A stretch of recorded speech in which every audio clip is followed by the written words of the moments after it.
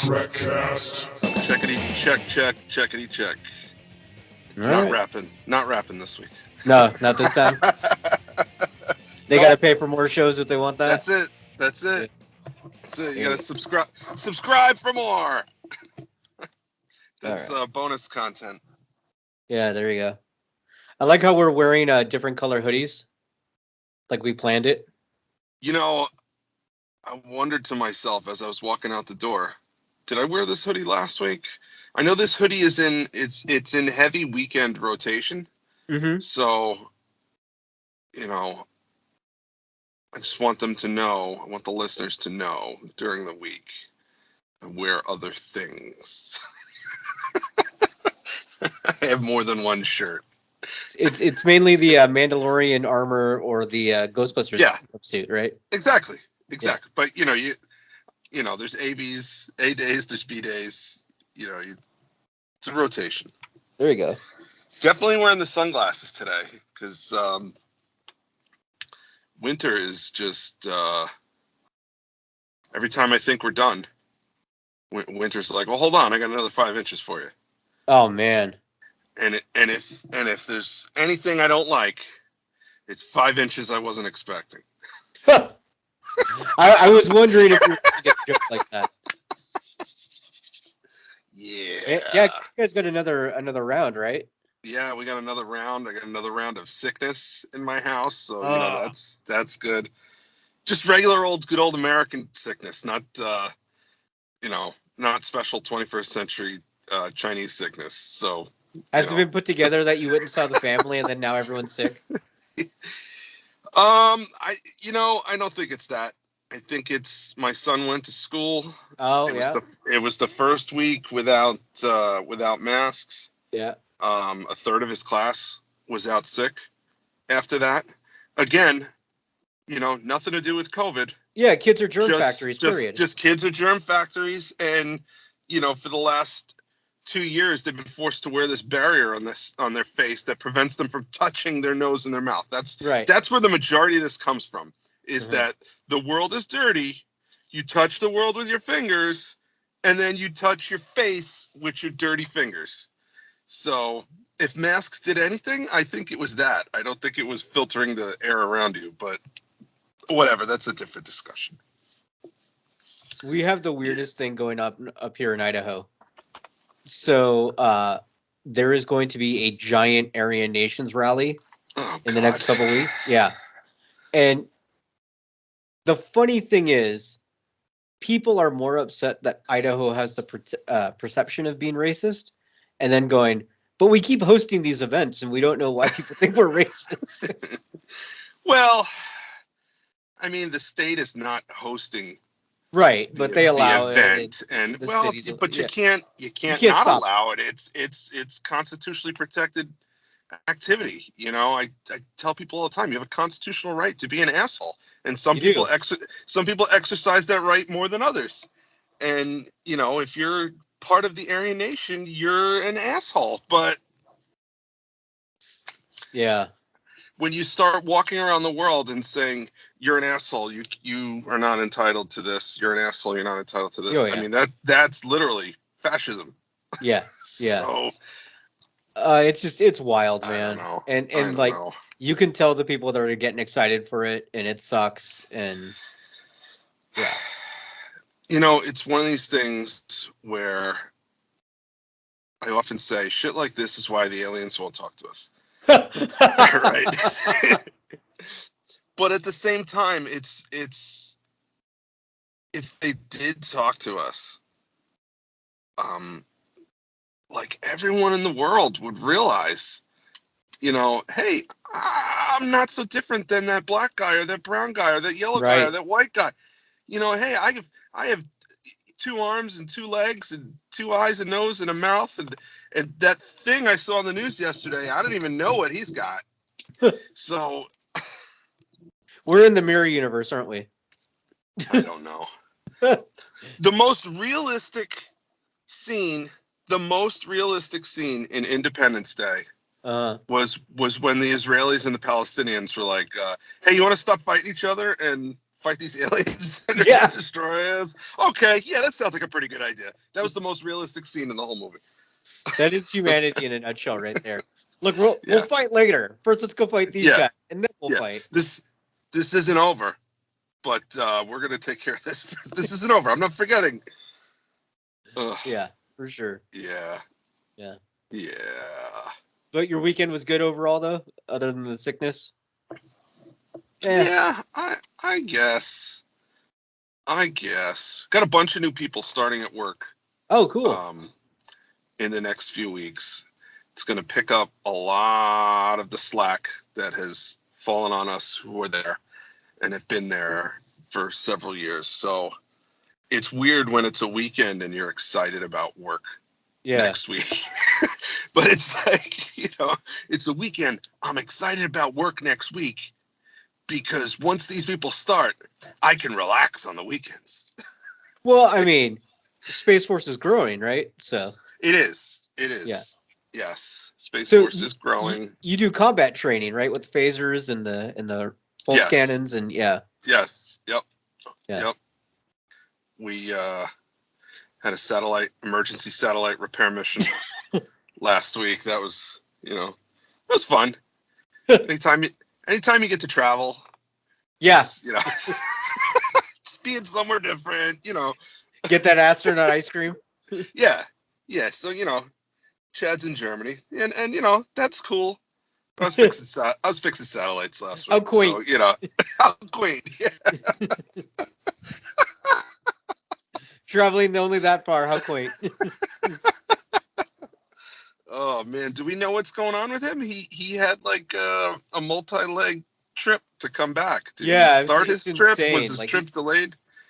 I don't know. He was taking a clipper ship, right? That's how he was coming back. Yeah.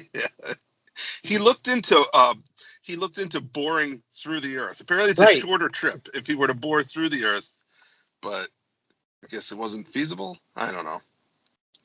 I picture him on a ship and then being what is it?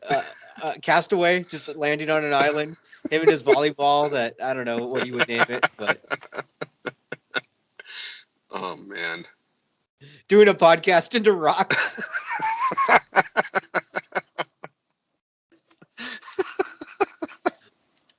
Then he gets hate mail from the rocks. Yeah. These damn liberal twigs. Oh my lord. Oh my. He's gonna listen to all this and laugh his ass off. That's fine. Fine. Yeah. Hey, when is this convention? It's in April, right? I finally decided to look it up because I was we haven't talked about any plans, have we? No, we haven't. It's the second weekend of April. Okay. I should probably put in for some leave. Yeah. That would be figure out, how I'm getting there, where I'm staying, the details. The devil's in the details. Well, I thought about, would it be better or easier for us to get like an Airbnb, the three of us? Oh, okay. I don't know. It was just an idea I had. Yeah. I don't know. See, we haven't planned anything. So yeah, I've never done that. Neither have I. Okay. Yeah. I know that if you're a homeowner, it's a really bad idea to do it. Yeah, I've heard some horror stories. Yeah. So, whatever. We can try someone else's house. All right. Yeah. I'm gonna ask the convention for press passes as well. So we'll see what. All right. Yeah. Cool. Yeah. So I think there was some Star Trek on TV this week. There was whole 2.5 episodes if you count the Will Wheaton show. which I watched. I suffer for the show. I watched which one did I watch? There's been two. One for each episode of Picard, right? Yeah. The first one had Patrick Stewart in it, and then the other one had Q. All right, yeah. I didn't watch the one with Delancey, but I watched the one with Patrick. Okay. And I can't believe that Will Wheaton has known Patrick Stewart for 35 years. Yeah. Because he's such a giddy schoolgirl, just talking on the phone with him, like he's met him for the first time. It was weird. So I've but I watched don't watch the enough of show. this show. Is he always like that? Is that just how he is? Okay, so I kind of came to this realization this morning as I was watching the Will Wheaton show, and I think he is playing a character on the show. You think so? I think so. I don't think he's really that excited. I think he's excited, but I think he's excited like you and I or Chad. Like it's my buddy, and I'm going to talk to him.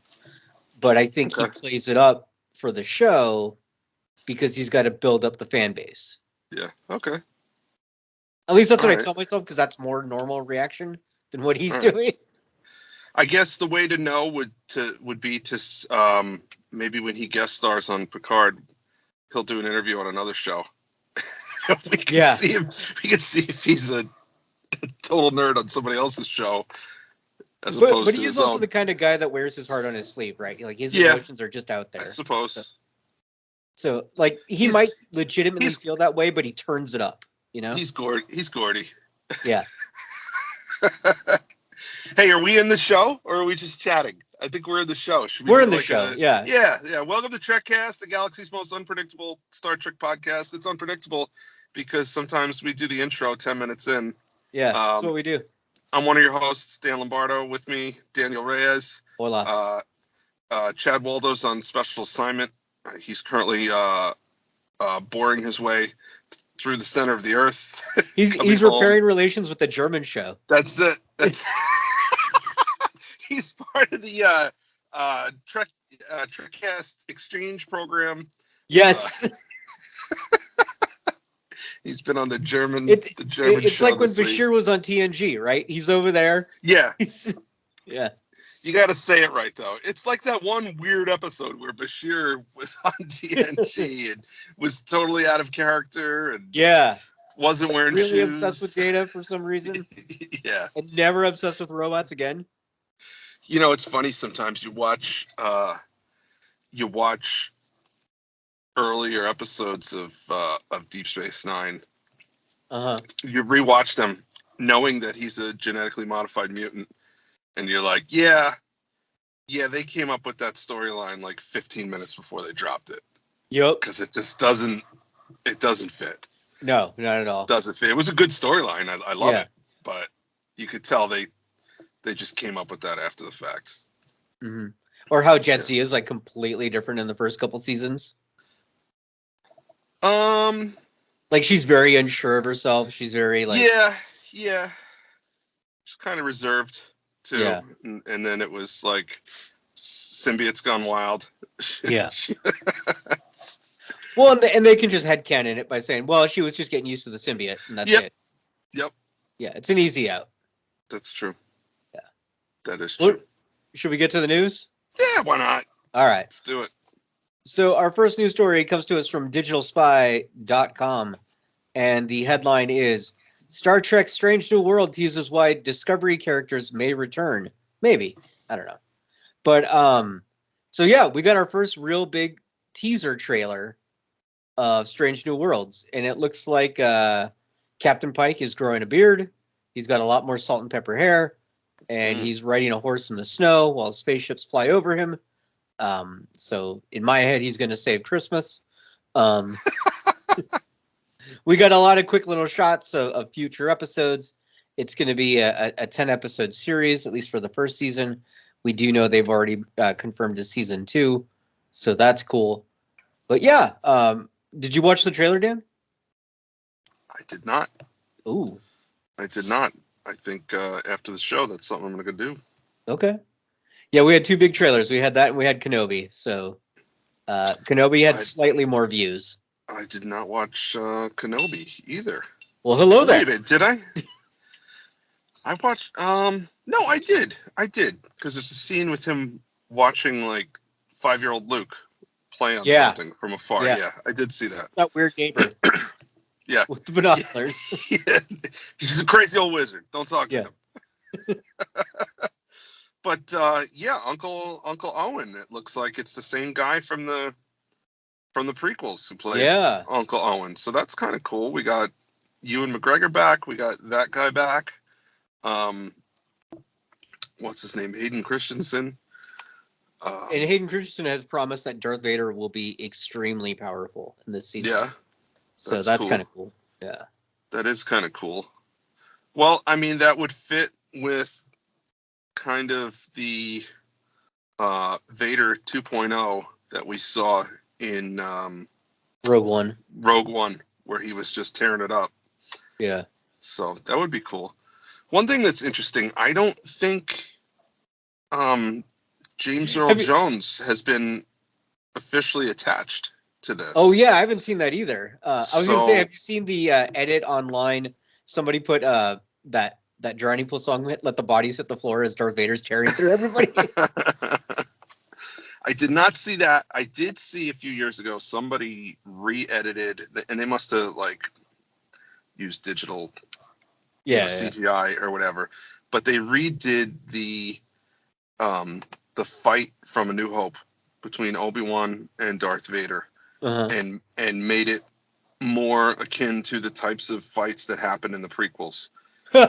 You know, if you watch the lightsaber battles in the original trilogies, they're all jumping in. It's like, well, in the original trilogies, it's basically, it's more like fencing than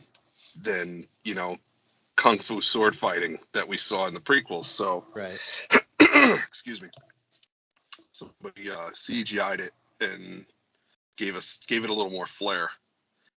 But so James Earl Jones hasn't been attached, and people are wondering if he's actually going to be doing the voice or if they're going to have somebody else, because I guess his voice has changed. Yeah, in the years, and they've had other people voice. He's 90 years old. So other people have done it in video games and whatnot, and done a pretty good job. Was he in? I still haven't watched Clone Wars or Rebels or any of those cartoons. Was he in any of that? I don't know for sure. I'm on IMDb right now because I'm looking for James Earl Jones. And let's see, Clone Wars. Let's try season 2 because why not? Well, he probably wouldn't be in Clone Wars because that takes place between episodes 2 and 3. But what was the one? Rebels, I think. Yeah, Rebels, Bad Batch. I don't know if Vader was featured in any of those. Hold on, I'm looking up Rebels. He did voice the character in the original trilogy, is what it's saying. He reprised his role as Darth Vader in Star Wars Rebels. Okay. So there you go. Then the other thing I'm wondering is IMDb, James Earl Jones. That'd be easy. I mean, the other thing is they may have done what they did with Majel Barrett, where they just record his phonetic voice. Oh yeah, and they can just put it together for use later. Yeah, I mean, you're right. He doesn't sound exactly the same. Just like Picard doesn't sound exactly the same as he. No. Picard sounds like he's clearing his throat half the time. But yeah, okay. So whatever. There was that trailer. The next news story comes to us from TrekMovie.com, and Chris Pine says that the cast is ready and excited for the 2023 movie, but waiting for the script. So, he did an interview recently on his new project called All the Old Knives, which kind of looks like a Jason Bourne type movie. I don't know if you've seen that trailer. Yep. Yeah, it looks pretty good. No, I haven't. Yeah, it looks cool. I think it's funny how he's speaking for the whole cast. It's like that news dropped 2 weeks ago, and they got on a Zoom call with each other. Like, did you talk to? I didn't talk to. Did you talk to? I didn't talk to anybody. Yeah, would you do? I would do it. I wouldn't be surprised if they have a group text, just like the Spider-Man actors and the Avenger actors. Yeah. But, he says, okay, so here's the best. The interviewer goes, so do you trust him that much that you signed on without a script? He goes, well, I don't trust anybody, but I'm excited. I love the story. I love Star Trek. Well, good for him. That might be the most honest answer. Yeah, good for him. Yeah. I don't trust anybody. Especially after Wonder Woman 84. Yeah. Oh, God. So they just pushed all of those movies back. Yeah, two of them. Except Shazam. They moved it up. Which I guess kind of makes sense, since Black Adam is a Shazam character. Yeah. They need to remind people who Shazam is, maybe. Well, and then there's speculation. I mean, there's been no confirmation of this whatsoever, but there's speculation that Batgirl will be pushed back to like a year from when it's supposed to come out. Yeah. Because it's supposed to be a Christmas movie this year. But if they're moving everything else and the timeline's all different, then it only stands to reason they would have to push it back another year to 2023. December 2023. Well, I mean, if you want to look at history, Batman Returns was a Christmas movie that came out in July. Right. I mean, the Batman takes place in Halloween, and it's now. Yeah, I don't know. I didn't see that yet. I want to see it, but every day I look at the calendar and I'm like, do I have 3.5 hours that I could run off by myself and do this? I'm like, nope, not today. I went and saw it again yesterday. I was so excited. Yeah. Wow. Okay. Yeah. That's cool. I mean, you have to remember, the Batman is my boy. Yeah. No, I'm a, I like Batman. It's a 3-hour movie, man. Oh, I get it. But you know what? People weren't saying that for the Avengers, like Endgame or Spider-Man, and those were both nearly 3-hour movies. Yeah. So. Except, again, those were movies that I could take my son to see. That's true. So, and you know what? I thought of you because there was a parent who had a little kid, I would say about your son's age, and they walked out about 45 minutes into the movie. Yeah. Yep. Yeah. Yep. And she's probably saying to herself, I don't understand. We were at Target yesterday, and there's plush versions of all these characters. Yeah. There's remote control cars, and there's lunch boxes, and there's backpacks, and there's pencil cases that say the Batman with that guy's face on it. Right. Someday maybe they'll learn. My new favorite meme is it's got Robert Pattinson from Twilight, and then it's got him side by side with the Batman, and it says that Robert Pattinson was so method for this movie that he brooded for 14 years as the Twilight guy in preparation for the role of broody Batman. Yeah. I saw one that said it's true, vampires turn into bats. Oh yeah, I've seen that one. So there's been some talk that and this is one of those rumors that comes up every now and then, but the rumor is back because of this merger that's maybe happening with what is it, Discovery and Warner Brothers or something? No, that's happened. That's happened? Okay. It is going to happen, yeah. Well, they're saying that a lot of these DC movies are being pushed back because Henry Cavill is coming back, and they're going to be sprinkling him in to all of these other DC projects to give them some continuity of, I mean, if you think of DC Comics, there's 3 characters that come to mind: Batman, Superman, and Wonder Woman. They're the trilogy, the trifecta, whatever they call them. So, I mean, it would kind of help connect everything if their flagship superhero, the one that everyone is molded after, is in all these films. But we'll see. I will say this: the head of Discovery is a really smart dude. I forget his name, but this is a guy who turned a small TV channel into a multi-billion-dollar juggernaut with reality TV shows, right? Yeah. So he's used to making great content, well, arguably great, with small amount of money. And he's already come out and said that, like, Disney and Peacock and all those, HBO Max even, has come out before and said, oh, we're going to spend just a ton of money in making streaming shows, right? Well, this guy has come out and said, no, we're not going to just go blow a lot of money. We're going to make good content. That's what we're going to focus on. Okay. Well, so that's already smarter in my book. Yeah. Well, that would be a change. right? Yeah. So I don't know. I don't know about that rumor that you're talking about, but I like the focus on quality as opposed to quantity. Well, to go along with that, I think Henry Cavill looks like Superman. Yeah. And he's a competent actor, but I have not been impressed with any of the projects that he's been in as Superman. So, I'm not excited for him to just come back as Superman. That's Right. not enough for me. If this guy from Discovery is going to, if he's going to micromanage the thing and make sure that, it gets done right and we get some quality content, and it just happens to be Henry Cavill in the suit doing that, I'm cool with that. But if they're just going to bring him back for more of the same, I think it's a waste of time and money. Yeah.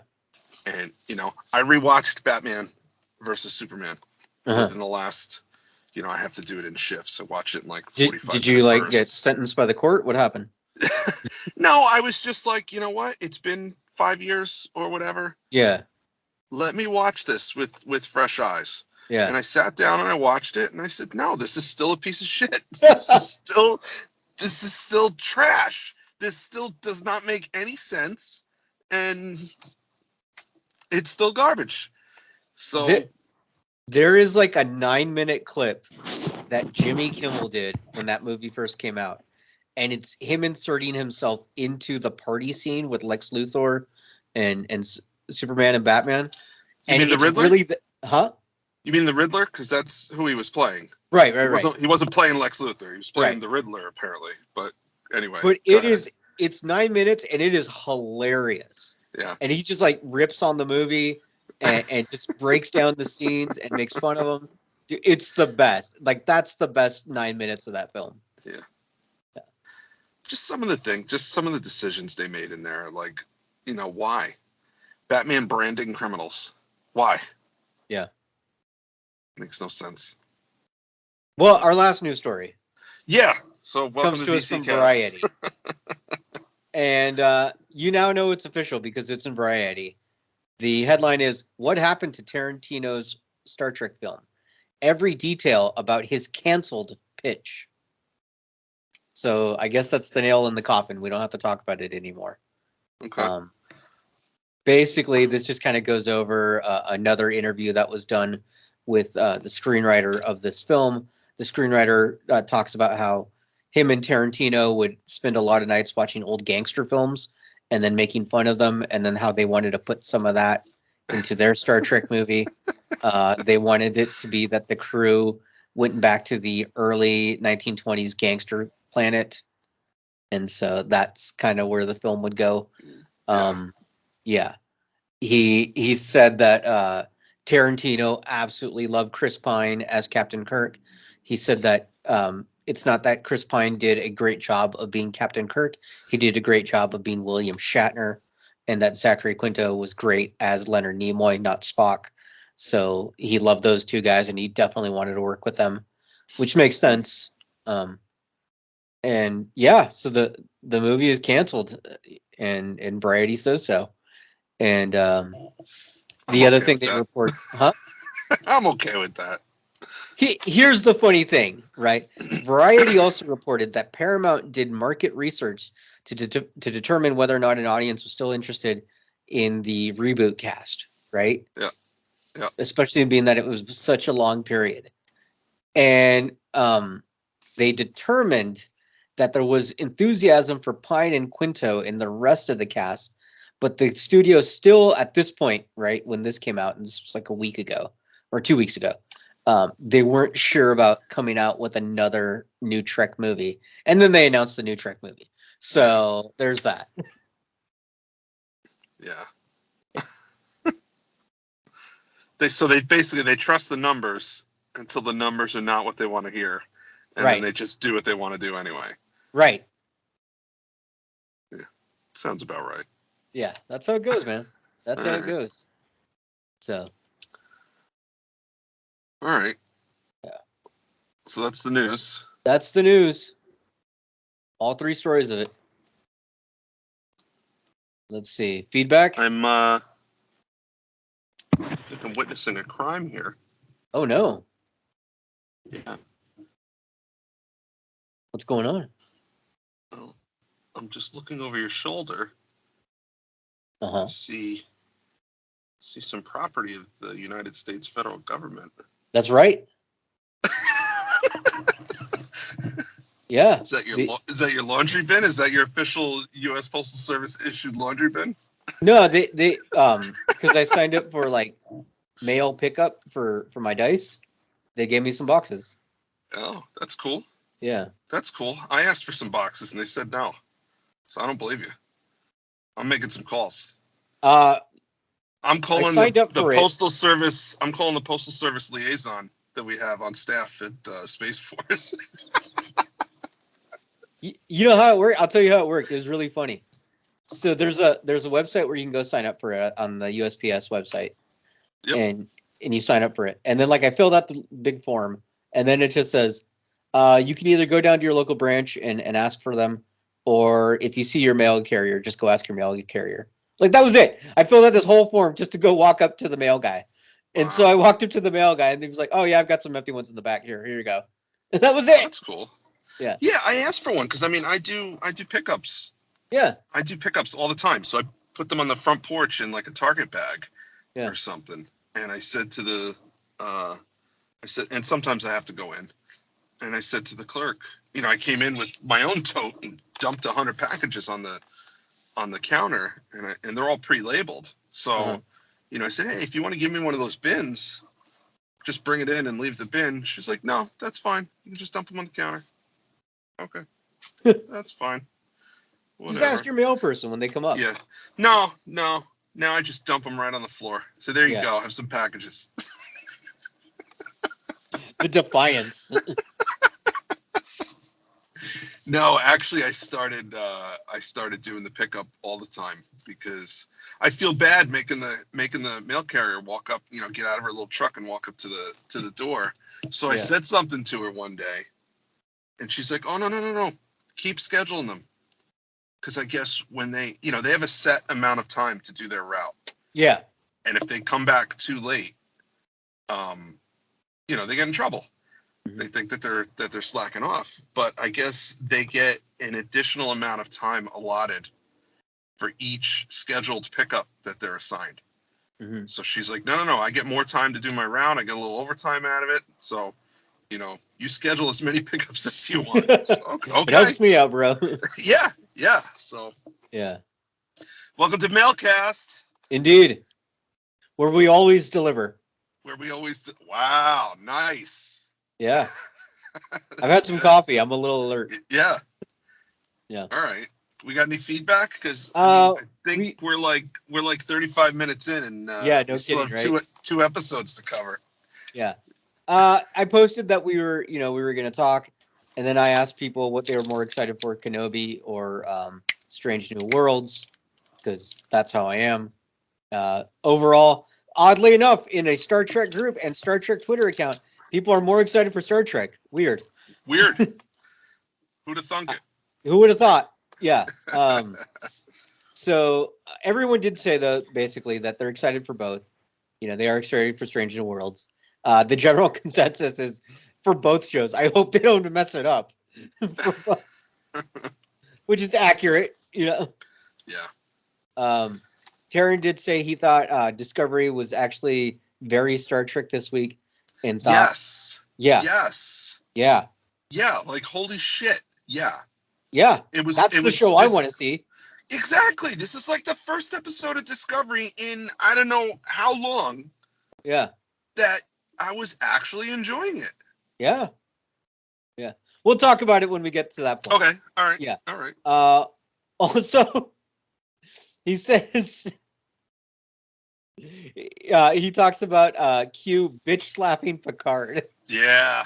We're gonna have to talk about that. That was brought up in the Will Wheaton show. Yep. So. Yep. Yeah.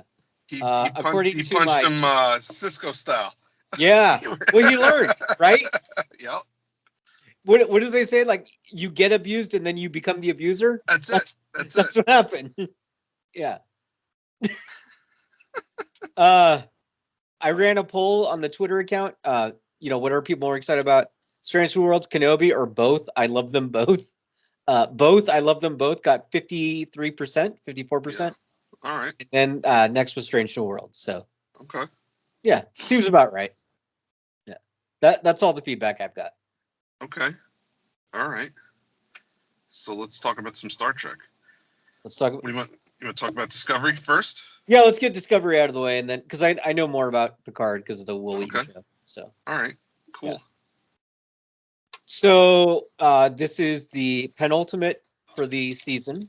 The season finale is next week, and we got to let's see, what have we done in the past few days or past few episodes? We went down to the planet and did drugs, and then we came back and talked to our friends about our drug experience and how it expanded our minds, and now we understand our friends. And this episode, we'll now learn to talk to the new people, the C10s or whatever they are. Yep. So they were. I don't want to say they were talking to them, but they were expressing. Yeah, they were expressing emotions to them through those. What were they? The chemicals, like lights and chemicals and. Yeah. So that was kind of cool. Then when they started using math to communicate, that was very Star Trek. That was very science. It's often said that science is the universal constant in the math in the universe. Excuse me, yes, math is the universal constant. I remember, I think there was an episode of it was TNG. I think there was an episode where Picard was. I think it was the one where he was being held with 3 other prisoners, and they couldn't figure out what relation the prisoners had to each other, and I think he was tapping on the control panel, and they're like, "What are you doing?" And he says, "I'm tapping out the first 10 digits of pi to show our captors that we're intelligent. We're not just animals or whatever." And this, watching this episode, it made me think of that they've done this before, showing that math is the key to it's a universal language that any intelligent life form could understand. So. My brother-in-law is a college level math teacher, right? Yep. And him and I go round and round because it's a debate that they have in their own field, whether math was discovered or invented. And it's kind of an interesting debate either way. So this is like that other one that's going on right now. I mean, it's not like it. It's like it in that you think you have it figured out, and then you think well, maybe no. The debate is, which are there more of in the world, wheels or doors? Have you heard this one? Ooh, no, that's. And people will start making an argument, and they'll say, well, every house has a door. Every house has a front door. Every door has a back door. But every car has 4 wheels. But every car also has at least 2 doors. Some of them have 4 doors. But the trunk do you count the hood or the hood or the? Well, the trunk is also a door. Well, the glove box has a door. Well, hold on. But an engine has gears, and each gear is a wheel. Mm-hmm. It's just, or a bike has gears and a bike has wheels. A bike has gears. It has wheels. Yep. Oh, and, I got a family get together today. I'm going to bring this up. Yep. That's bring that one up. Bring that one up. I read an article about it, and it's like the one paragraph of the article is making the argument for doors, and you're like, yeah, there's got to be more doors, because then it's like, okay, well, if you think about, I mean, technically the word door is the object you open to pass through a doorway, but people will refer to a doorway as a door. So is it, if that's the case, then your living room has 2 doors. You walk through one door to get in, you walk through another door to get out on the other side. Right. So if you're counting doorways as doors. Well, then in your house, you've got bedroom doors, you got bathroom doors. Yep. Pantry door. But all the cabinets. Yeah, all the cabinets have doors. The refrigerator has 2 doors. But and then I think about like a hotel, right? A hotel, like big hotels have hundreds of doors. Okay, but they also have hundreds of beds, and each bed has 4 wheels. In theory, most have like just pegs and they're in a stationary position. Yep, but then if you go to a manufacturing plant, they have those platforms that they slide the product down. Right. So you have a table that has 500 wheels on That's it. true. All right, everybody. Yeah, doors or wheels? What's there more of? Message us and let us know. Yeah, you should put that poll up in the group as well. That might be the show just name. Are there more doors or wheels? Just see what people say. Oh man.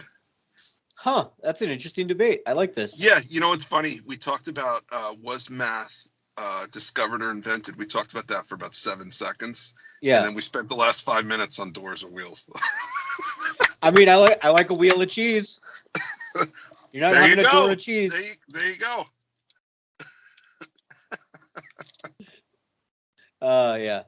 So what else happened with disco? So Advent they all calendars. got to get. Every advent calendar has 31 doors on it. That's true. That's true. Huh. It's killing me. It's gonna bother you. Yeah, it is gonna bother me. Let's see what else. So they all got together as a crew because they determined that everyone in the crew kind of gave a little bit of their insight and experience to figure out what the chemical reactions on the planet meant. So maybe it was the same idea to understand the communication that the species was giving them. And it worked, and it was kind of cool how they all brought an idea and they put it together, and that's how they solved the problem. They very much worked as a crew. For some reason, I got it in my head as I was watching that scene that it was very G.I. Joe. Because like in G.I. Joe, they all have their specialties and they all work together to stop something or do something. So like I just felt like, oh, it's like G.I. Joe. They're coming together to do their thing. There was no public service announcement at the end. Oh, you didn't watch the end? No I'm kidding. Yeah. So but ultimately, what's his name? Tarka? Yep. Joka and Razor, whatever his name is. Tarka. Yeah. The bad guy with a U on his head. He basically just blew everything up literally. Yeah. Yeah. Yeah, they were getting somewhere. They were communicating with the 10C. And then he blew a hole in the bubble and tractor beamed his ship away from Discovery and pissed off the 10C, and the 10C beamed them back, and so we don't know. Yeah, I like how they called it a reverse tractor beam. I'm pretty sure they've called it a repulsor beam. I mean, that makes more sense. Yeah, but whatever. They're unshackled by canon. I guarantee you they debated in the writer's room. Well, we've called it before a repulsor beam. Yeah, nobody knows what that is. Just call it a reverse tractor beam. Yeah. Yeah. I guarantee that's what happened. So they got out of there. So once again, though, for our season finale, we've got a lot of loose ends to wrap up. Yeah. So it's going to be pretty quick pace. Well, unless they don't. They've done that before too, haven't they? Yeah. Yeah. Which that's what that was the old formula. The old formula was, 24 only semi-connected shows, and then the last episode was the first part of a two-parter with a big cliffhanger. Right. That was the 90s era formula. So I kind of hope they don't do that, because then it's like, can't have your cake and eat it too. If you're going to give us one 10-part story, you got to give us the whole story. Right. So. Oh man. Do we think? How do we think it's going to end? What do you think is going to happen? Are they going to destroy Vulcan, Navarre in this timeline as well? Oh wow. I mean, think of it this way: they've already got the rendered files to throw it in and just do it again. They already have the what? The rendered special effects files from the movie. Oh, okay. Yeah. So, like, it wouldn't be much for them to do that. Yeah, they'll just turn it around. They'll mirror it so it looks like it's coming from a different angle. Right. Yeah, I don't know.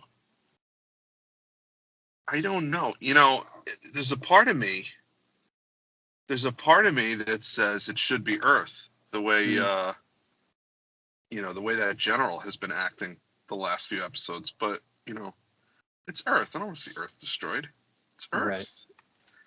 That's the Federation is Earth. Right. But it's not anymore. She's got it coming. You know? So the whole world has to pay for her sins. Yeah, the whole world should pay for her sins. My world, the future of my world, should pay for her disloyalty. You want to say goodbye to Sandusky, Ohio, because this lady's a jerk. Yep, that's it. You should have thought of that. Yeah, General jerk lady. Yeah, what do you think's going to happen to her? I don't think she's going to survive. I think she's going to get her to some. I think she will survive. I think somehow she'll live. I think they'll catch on to her and then she'll be in trouble. And then she can claim diplomatic immunity. Diplomatic immunity. Right. So then it won't matter. Do you think Michael will shoot her right between the eyes and tell her it's been revoked? Consider that a divorce. She's gonna Danny Glover him. Danny Glover her. That would be awesome, but I don't think that's gonna happen. I still think it's done. I think Book is dead. You think so? I think he is dead, and I think Michael becomes Cat Lady with Grudge. You know, that would allow her to continue crying every episode. Right. If Book dies. So, I mean, she gets a boyfriend for 2 seasons, and then it's time for a new one. So, Book is on season 2 for him. Yeah. So it's time for a new boyfriend. So I kind of, what you talked about before with Strange New Worlds, yeah, and Discovery coming back. I would kind of be okay with that, because them returning to the past would mean that the future that Discovery has shown us is not set in stone, which would then put Picard at the frontier of Star Trek. Yeah. Discovery would essentially become an alternate timeline, and I'm okay with that. I think ultimately that's what they're going for, because they have mentioned multiple timelines and dimensions. You know, the Emperor is going back through different timelines or whatever, and all that. I think that's going to be their ultimate goal, just so then they can stop worrying about fanboys on the internet bitching about canon. Yeah. Just close the loop. Just close the loop. Yeah. Yeah. I'd be okay with that. Yeah. So I think that's happening. I think if they go back, it shouldn't be with the ship, because there's that Calypso episode where they leave the ship. Yeah. So I think whenever they do that, if that's like the end of the series, right, that somehow they make their way back home. Well, that's probably going to be the big decision in the last episode is, do we go home? We have this chance to go home. Well, right. we can't bring the ship. You know, temporal prime directive or whatever. You can't. Well, they've already said that they can't have that technology. Yeah, that's what I'm saying. They can't bring that technology back to the 23rd century. Excuse me. Yeah. That would affect the timeline. So they would have to leave the ship. So maybe that's why the ship is uninhabited in that Calypso episode, because the crew left it behind when they. If they even care about that. Yeah, who knows? Yeah, who knows? But yeah, I would be okay with that. Yeah. Close the loop. Close the loop. Huh.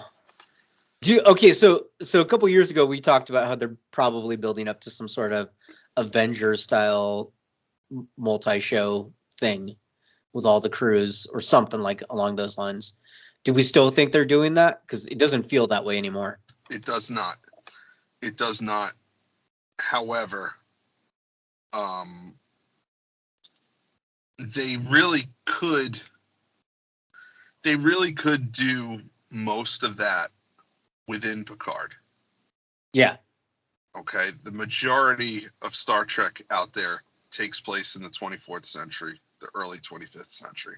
Mm-hmm. There was, 4 seasons of Enterprise, 4 seasons of, excuse me, of the original series, 6 TOS era movies.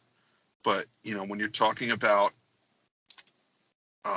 TNG era Trek, I mean, there's 21 seasons of that stuff and 4 movies and, 2 seasons of Picard.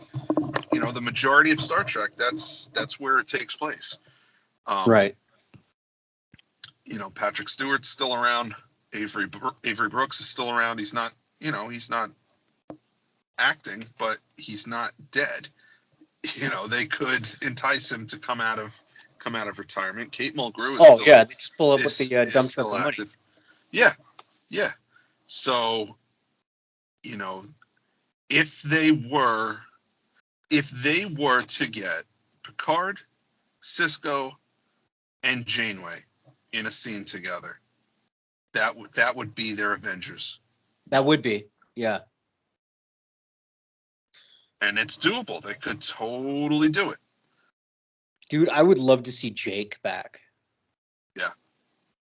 Yeah. I wonder if we'll get any of those guys popping up in these alternate timelines on Picard. Well, I mean, they dropped a shitload of Easter eggs. Well, we should talk about the episode. And references. Yeah. So we got episode 2 of Picard, season 2. It was called Penance. And basically we got more about what Q's after. Q tells Picard that this isn't a lesson, this isn't a trial, this is a penance. And then he bitch slaps him pretty hard. Yeah. And Picard looks shocked because he wasn't expecting that from Daddy. Well, it's the same look that Q had when Sisko bitch slapped him. Like, you hit me. Yeah. Yeah. And so then Picard is taken to a very totalitarian regime where Picard is like the leader of the death squads as humans have cleansed the galaxy of alien races and have Romulan slaves, and it's no bueno. Yeah. Ends up everyone from the La Serenio crew is there. Raffi, Rios, Girardi, all of them. They're all there. They're all hanging out. We don't know if Robo Girl is there. What's her name? Soji. Soji. Yeah. We don't know if she made the jump with them. Yeah, we don't know that yet. 7 is the president of the totalitarian government. Yeah. Is it the mirror universe or is it like the mirror universe, you think? I don't think it's the mirror universe. I think it's an alternate timeline, but I don't think it's the mirror universe, and there's a couple reasons why. Sisko, I mean, they name dropped Sisko. They said he's General Sisko. General Sisko. Which, okay, say what you're going to say, and then I thought of something. Unless they're talking about Jake. Jake could have followed in Daddy's foot. No, because it's not following in Daddy's footsteps, because the Benjamin Sisko of the mirror universe is dead. That's true. He wasn't a military man. He was a space pirate. He was like a smuggler or something. Yeah. So I don't think it's the mirror universe. Yeah, I don't think it is. I thought about if he's a general, and in our universe we have Colonel Sanders, then we should have General Sisko's fried jambalaya. Okay. All right. So it's General Joseph Sisko. Yeah. There you go. Yes. now that I think about it, I don't think Soji is there. Maybe because in this timeline, the cybernetics did not advance to the point where she is possible. She wasn't born. She doesn't come from a bloodline. Right. She's created. Yeah. So maybe that's why she's not there. We'll see. Yeah. I just thought it would be funny if like a Roomba pops out and they're like, "Oh, it's Soji." Yeah. It's just a Roomba. We did have Patton Oswalt as a cat. That was kind of cool. I heard that. Yeah. Yep. So that's neat that he has moved up from Ratatouille, from a rat to a cat. And it's weird because he's a hologram, but he looks like a two-dimensional cartoon. Yeah. He's literally a two-dimensional hologram. He's a Flash animation. Yeah, exactly. Yeah. And he's not playing a character. He's just being Patton Oswalt as a cat. Yeah. So that was kind of cool. Long story short, synopsis-wise, Q shifts them to a different timeline where the Federation is the Confederation. Yes. A xenophobic empire that subjugates other races. A safe galaxy is a human galaxy. Yes, exactly. It sounded very Palpatine. Yes. It sounded very, very Palpatine.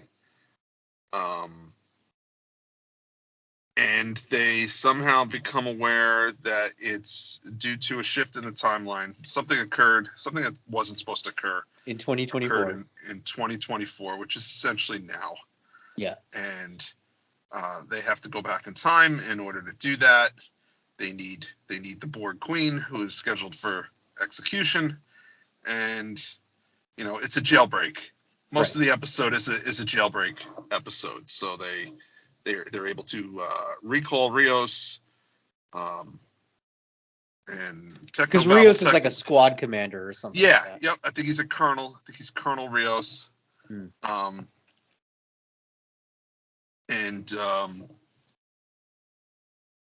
He's able to beam them to the La Serena, and they're gonna do their time travel thing and go back in time to 2020. Well, and they need the Borg Queen because there's a Borg Queen that Picard is supposed to execute. She's the last of the Borg, and they bring her along because they're going to basically use her as a giant computer to time travel, because that's all it takes to time travel. You don't need a DeLorean anymore. Nope. You just need a Borg Queen. It was interesting. They said that the Borg Queen has an awareness of other dimensions. That transcends timelines. Which kind of fits because they had those. Go ahead. I was going to say it kind of fits because they always had the temporal gateways that the Borg could use, and those conduits that they traveled faster than light or faster than warp. Yep. So it makes sense. They had the transwarp conduits. They used time travel in 1996 to try and conquer the Federation before it existed. Yeah. Which that was a good movie. That was a good story, but they would, I can't help but think that they would totally Skynet it and just, all right, it didn't work. Send another Terminator. Right. All right, it didn't work. Send another Terminator. Yeah. Yeah. Where now it's like it's 400 Terminators running around in 1984 looking for this kid. But it's actually the same Terminator from, they just sent him an hour later. But, yeah, they would do that, wouldn't they? Yeah. So, so she has this awareness. She's, so she's the one who tells them that something changed in 2024. So they need to go back. Like she says, like in LA, 2024.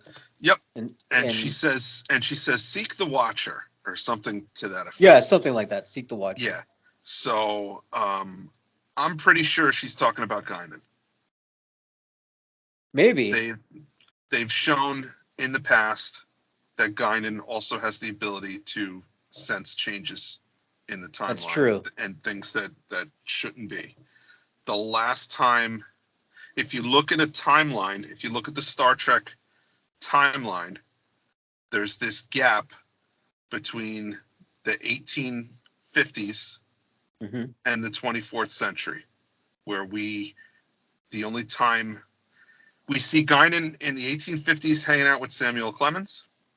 We see her in the 23rd century being rescued by the Enterprise B, and we see her in season 2, I think, of TNG. That's all there is on that time period on the timeline. So in 2024, her last known location was Southern California. Right. So maybe she's been living in Southern California for 100 and something years at that point, 200 years at that point. You know, when they said the Watcher, my first thought was the Visitor.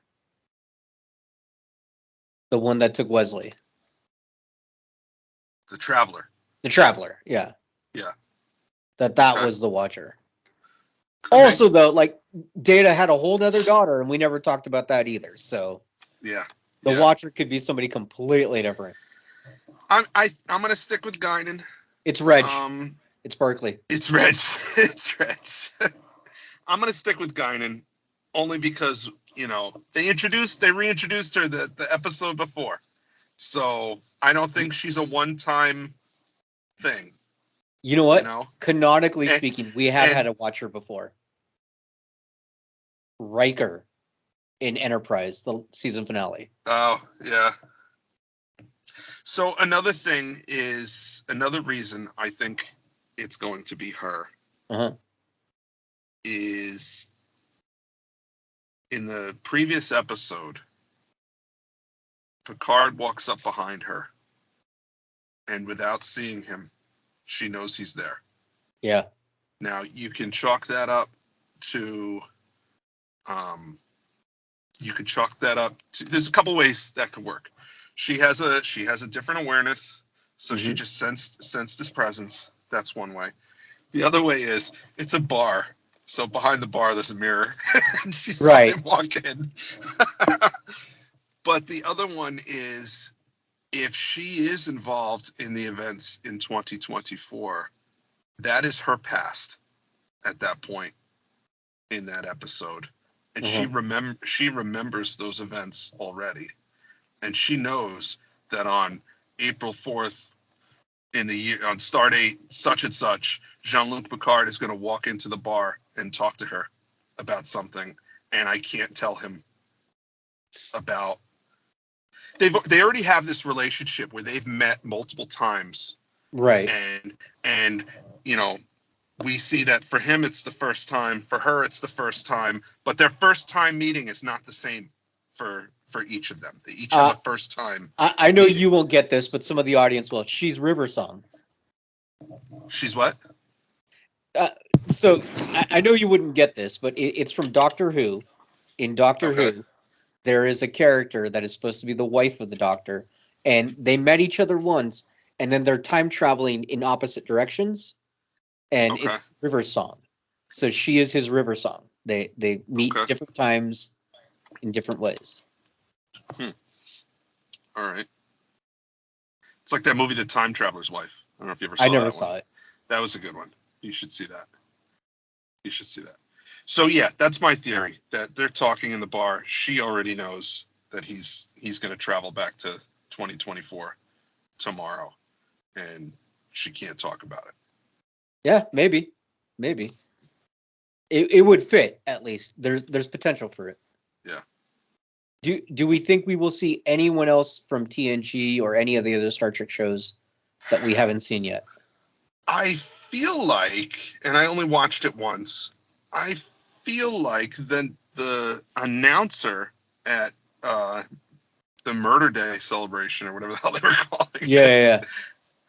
I feel like that was Brent Spiner. I thought that was his voice. Well, he is in the show at some point, for sure. I know he is at some point. Yeah. But did they? I was falling asleep at the end. Did they travel back yet, or did they just escape? They didn't. Yeah, I think they just warped away. They escaped. Okay. They escaped because right. In the Will Wheaton show, they showed a clip, and they were about to time travel in the clip. Okay. Yeah. All right. So, I mean, the character that Brent Spiner played last season, I mean, he could be in that terrible future. Yeah, he was his own grandpa. Yeah. Yeah. So, I mean, he could be there. He probably doesn't have the same awareness that they do. Right. Actually, oh, wow. I just had a thought. What's up? What if Data didn't die in this timeline? Ooh. And he's actually playing Data, who now looks human. Because it's totalitarian and they're evil, right? It's not Data. No, it's not Data. It's deletion. It's deletion. And he wears like a spike jacket. Sure. Yeah. Sure. Yeah, I don't know. I mean, it's time travel. It's an alternate timeline. They can really do whatever. They're unshackled by canon. That's right. They're unshackled. I just like the idea of deletion. Yeah. All right. So Easter eggs. Yeah, there was Easter quite a eggs. few. Yeah, let's go back and forth. You call one out. I'll call one out. Let's see. I've got an Easter egg thing up here. They were celebrating Eradication Day. Okay. Yeah. So that's supposed to be like First Contact Day. That's a big deal in the Yeah, Federation. apparently it's the time we kill somebody for fun. Yeah. Oh, you were right. The voice speaking the words was Brent Spiner. Oh yeah. Okay. Yeah. So. Wow. Go me. And the lines were attributed to a character named Adam. Adam Soong. Yes. Okay. Because the guy we saw last season was that Adams? No, it's Eric Soong. I don't even remember, man. Yeah, I don't know. Or was Eric Soong the one from Enterprise? But this Den of Geeks article says we will see Adam Soong in the flesh at some point in the season. Okay. So. All right. So Picard's trophy room was just a treasure trove of Easter eggs and so many Easter eggs and callbacks. So he has a collection of skulls. Yeah. One belonging to Gul Dukat. Yeah. Who they said in this timeline he is the reason for. I didn't understand if Q was saying he's the reason for your artificial body or if he's the reason for your artificial heart. Like, is he still an android? I thought he meant body. So? Yeah. Okay. All right.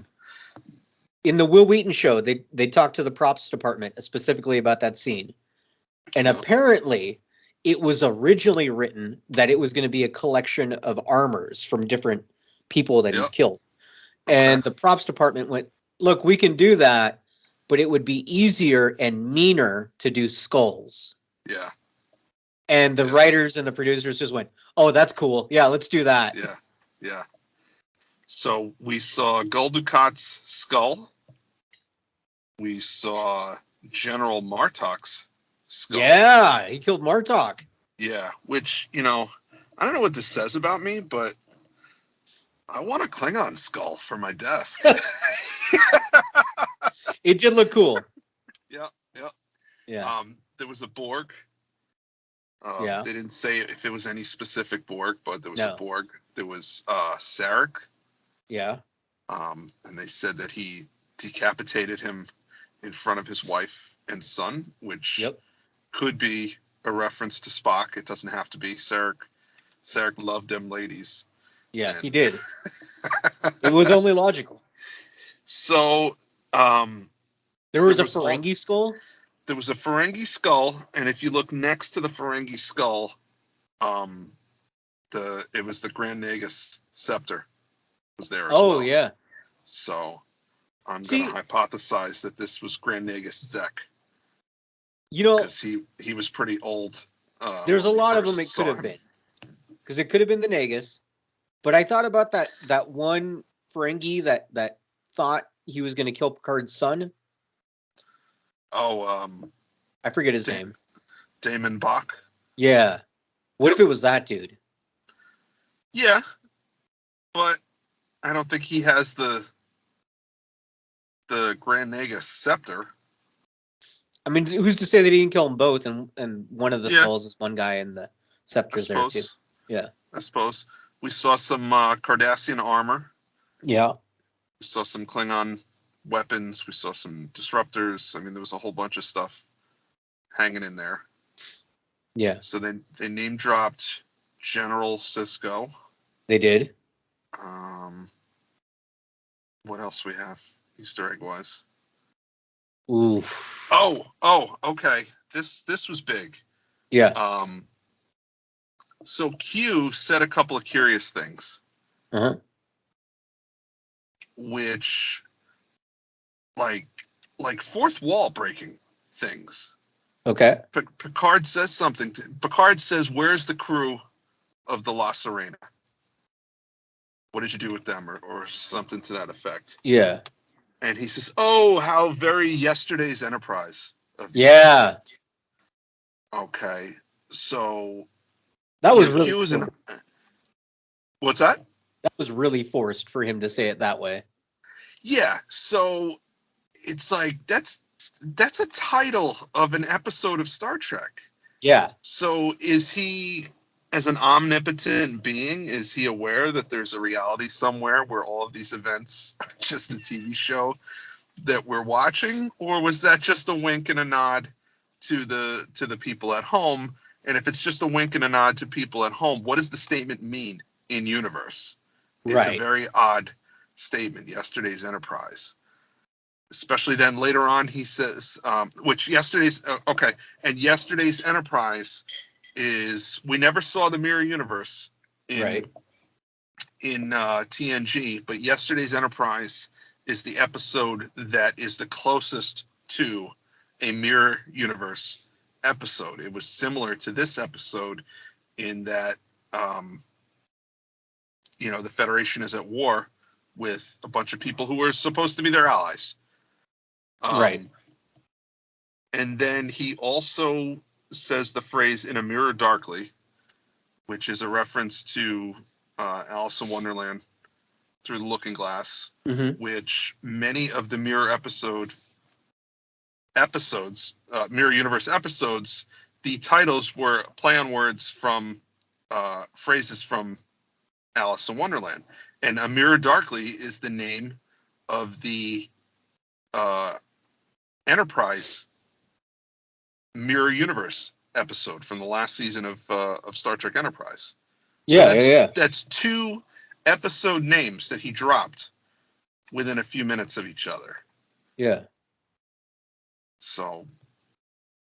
Yeah, I don't know. Well, in the Will Wheaton show, when they were interviewing Delancey, it was really funny because they were very clearly dancing around stuff, right? Because he can't say everything. Yeah. And Delancey said that in this whole season, Q needs Picard, something out of Picard. And the only way that Q can get it is to make Picard experience these things.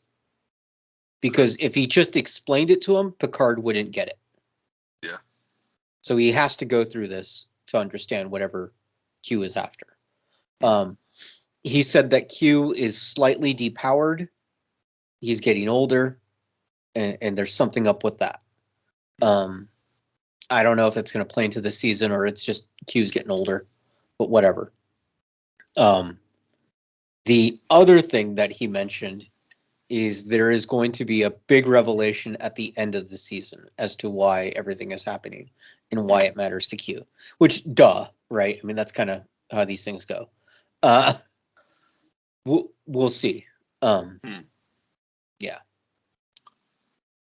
Okay. What else we got? Let's see what else.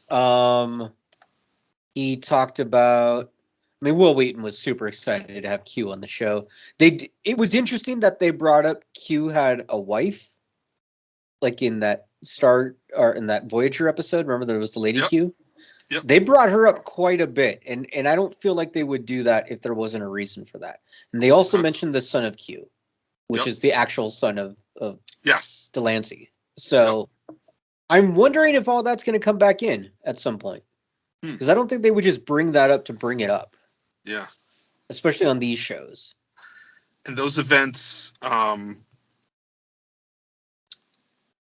were very Voyager specific events. So I'm still holding out hope that we're going to see a Kate Mulgrew surprise appearance. I mean, she's under the umbrella already. So. Yeah. So, we talked about it before. They could have their Avengers moment. Right. Yeah. She just shows up and talks to Picard like she did in First Contact or whatever it was. Yeah. Yeah. Yeah.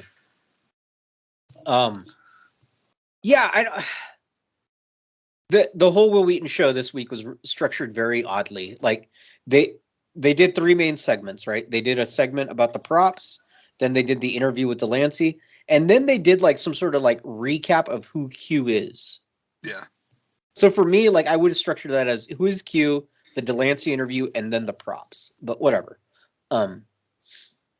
The other thing that they brought up that I kind of thought was interesting is Delancey did mention that this is a different take on Q, that it's not going to be the same way. He's not as goofy and fun as you had seen in the past. Yeah. And he said that works for a couple different ways. One, it's just a storyline. It makes more sense to. But 2, he wanted to play him a little bit different, and the material called for it. So he didn't want to do the same thing twice, which as an actor I get, but as as a fan, we want to see the same thing. So, whatever. I get it. He mentioned why that's difficult, though, and I thought was an interesting thing. He did say as an actor, it's really tough to play the character the same way, even though people want that. Because one, it's a different crew and cast, so the vibe on set is different. Yeah. The producers and the writers and the directors are different people than what was before, and he's in a different space mentally as an adult, as a person. So like it's really hard to recapture that. So it makes sense. Mm-hmm. Yeah. All right. So I don't know. I'm excited. Yeah. I hope the rest of the season doesn't take place in 2024. Yeah. I would like to see, perhaps they fix something there and they create a different problem in the process and have to fix that too and travel to a different time period. I'd be okay with something like that. Like they keep coming back to the future. Nope, that wasn't it. Yeah. And they travel again. Picard Quantum Leap. Yeah. Because you could really, if they're traveling back to the present, the 25th century, and things aren't right, they could really show us anything there, and it doesn't matter because they're going to fix it in the following episode. So even, people who are gone. Yeah. We could see Tasha Yar again. Yeah. Again.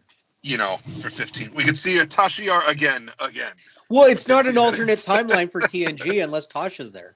Yeah, that's true. Yeah. That's true. I just want to know if O'Brien is still teaching at the academy and how many times a week he has lunch with Captain Picard. That's really all I want to know. Is there like a cafeteria and, the cadets sit on this side and the instructors sit on that side and, I don't know. I just want to see Bashir and O'Brien dressed as fighter pilots. There you go. Leaving the cafeteria at Starfleet Academy because Bashir gets 2 weeks of vacation a year and he always takes it on Earth to battle the Russians or whatever on the holodeck with Miles. They should have Bashir walking out of a holodeck just in the background, dressed as like his Game of Thrones character, and then do it again where he's dressed as Ra's al Ghul from Gotham. Just kind of like a wink and a nod to those things, Yeah. Yeah. That's funny. I think that all I want is at the end when everything's all fixed and happy that Q celebrates with his mariachi band. Yes. That's because I need that. Bring back the mariachi band. Yes. That's all I want. I'm down with that. Yeah.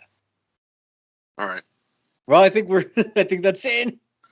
All right. So remember, wheels, doors, mariachi bands. That's all. Make it so. Awesome. All right. Well, so hopefully we'll have Chad. Everybody. Yeah, hopefully we'll have Chad back next week. Yeah. And things will, the dynamic will go back to normal. He can apologize for leaving us. He can apologize for leaving us. And yeah, I think that's it. You know what I want? So I want him to apologize like the way Archer had to, with the thing on his head and like putting stones and saying poetry. That's the apology I want. Smearing Vaseline on his chest and doing the goofy dance. Yeah. Yeah. And I know he's going to hear this, so he'll laugh at that. Yep. So, guys, if you want Chad to apologize that way. Yes. If you want to see Chad smear his chest with petroleum jelly, then put that in the Discord and in the Facebook group. Let him know. That's the apology you want. Let him know. Yeah. Tag him in it so he sees it. Yeah. Yeah. Let's do that. All right. All right. Live long and prosper. Indeed. See you next week. All right. Bye. Well, there you have it. Another episode in the can. Check us out at Trekcast.com. Also, if you would, please subscribe to us via iTunes. Leave those reviews. Subscribe to us. We'll get some numbers, get up the list, get more listeners, do more shows, have more fun. But for now, we're all done. So live long and prosper, and we'll see you next week.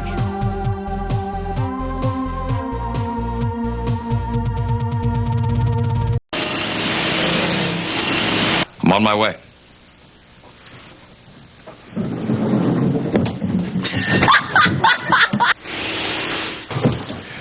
We'll be entering the wormhole in about an hour. Well, I ain't got that long. I got about 15 minutes. By the time you haven't opened it.